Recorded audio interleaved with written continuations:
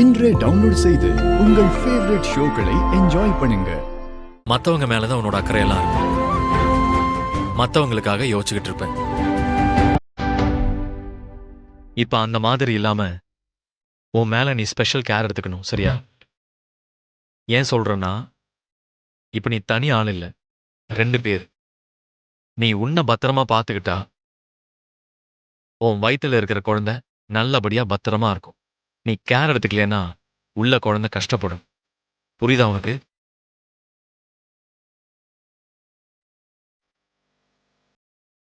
ம்.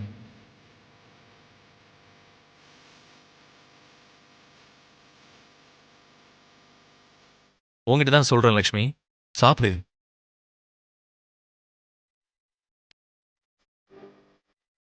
அதான் மித்ரா இருக்கான்ல, வாங்க நம்ம கிளம்பலாம். அவங்க எல்லாரும் சொல்ற மாதிரி வெயிட் தூக்குற வேலையெல்லாம் எதுவும் பண்ணான்.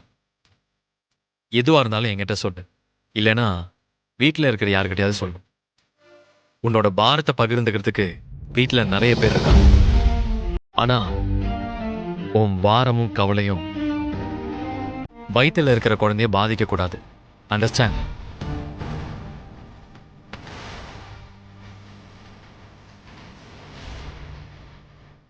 என்ன மன்னிச்சிருங்க. உங்ககிட்ட நான் இப்படி ஒரு பொய் சொல்லிட்டேன்.